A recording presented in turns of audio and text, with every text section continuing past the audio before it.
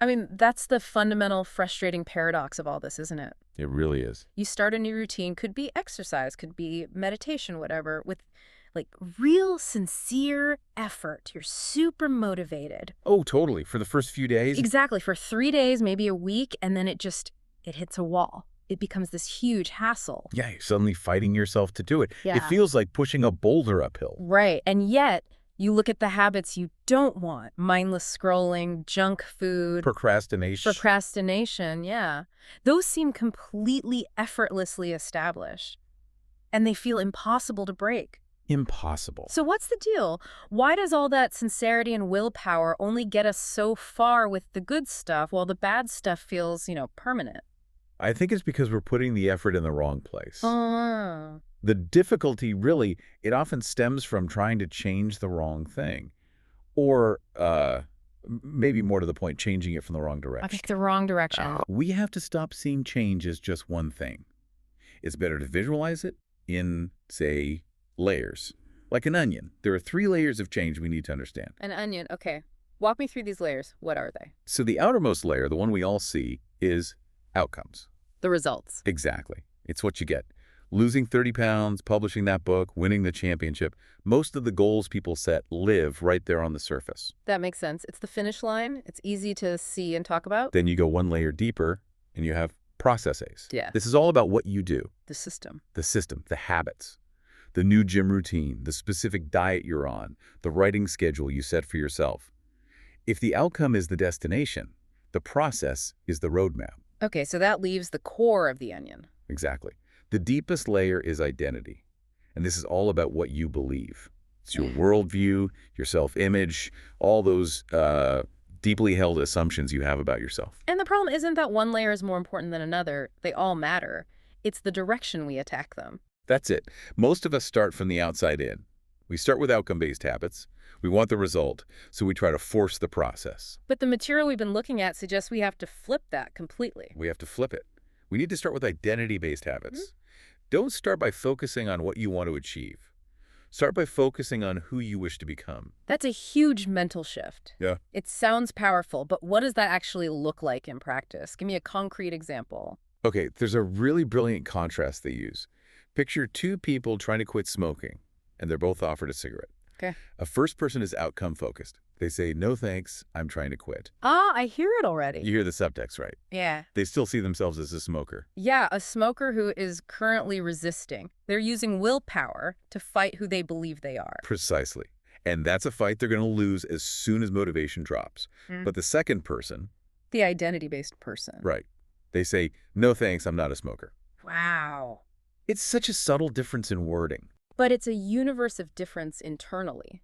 It signals a complete shift in self-image. For them, smoking isn't part of their identity anymore. So refusing doesn't take willpower. They're just acting in line with who they are. And I think that's where so many of us get stuck. We set the goal, I want to be skinny, and we set the process, I'll stick to this diet. But we never really change the underlying belief. We never shift how we see ourselves. And that's the barrier. Because here's the key principle. Behavior that is incongruent with the self will not last. It can't. Your internal identity will always, always win that fight. So you're saying if my self-image conflicts with my actions, the actions are basically doomed from the start? They are. Think about it.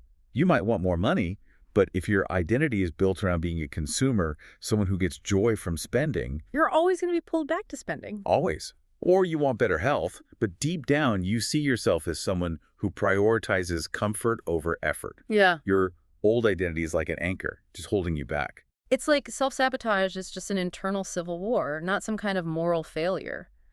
I've told myself for years, I'm not a morning person. That's a perfect one. It's not just a habit, it's a rule.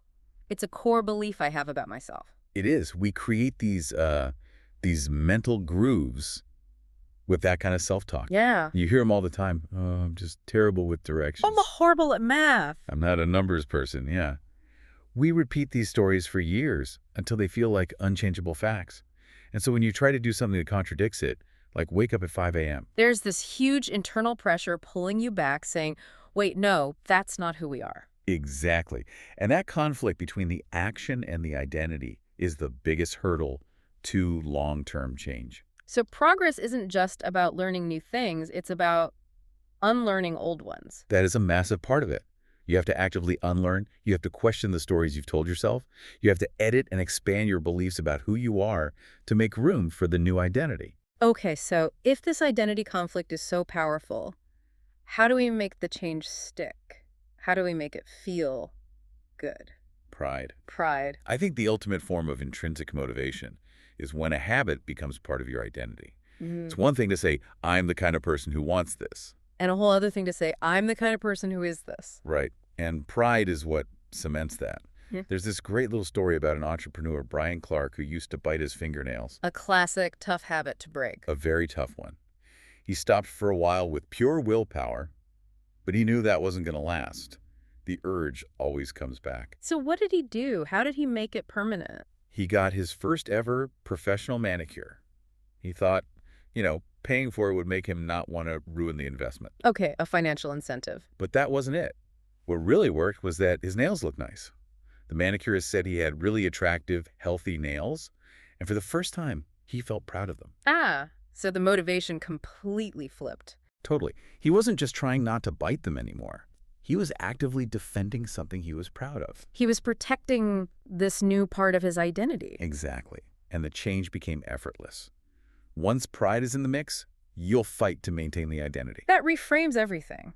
So the goal isn't to read a book. The goal is to become a reader. Yes. The goal isn't to run a marathon. It's to become a runner. When your behavior and your identity are aligned like that, doing the right thing just becomes easy. It's automatic. You're just being you. So if identity is the key, where does it even come from? How do we build a new one? It's all learned.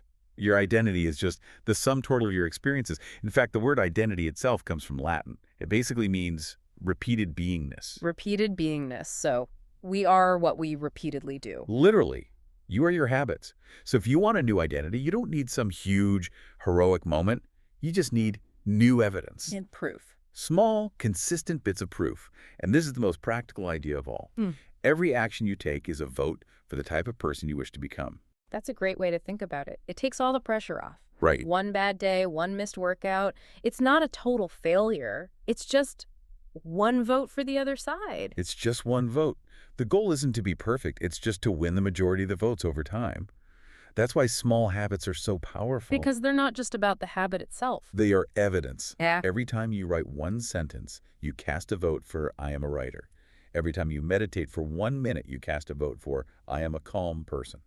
That feels so much more manageable. So, okay, how do we start? What are the practical steps? Yeah, really just a simple two-step process. First, decide the type of person you want to be. And be specific, right? Not just healthy, but what does that mean? Consistent, mindful, strong. Exactly. Focus on the principles.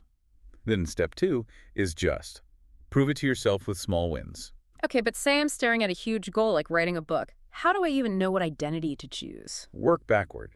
Ask yourself the question, who is the type of person that could achieve this? Okay, so for a book, it would be someone who's consistent, someone who is reliable. There you go. So now your focus isn't on the scary goal of finish a book. It's on the daily goal of be a consistent person. And that I can do. That's a choice I can make every single hour.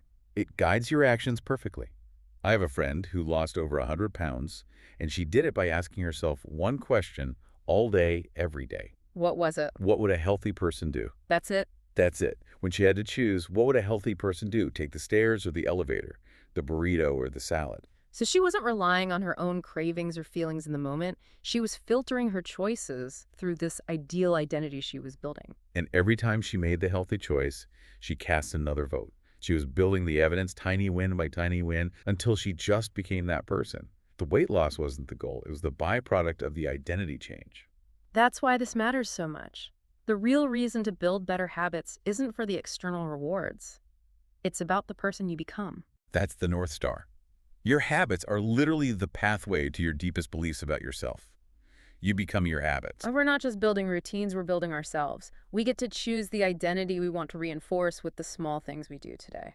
And since your current identity just came from all your past habits and experiences, maybe here's the thought to leave with. What is one established belief you have about yourself, a story you've told for years, like, I'm bad at this, or I always do that you need to consciously unlearn to make room for the identity you actually want?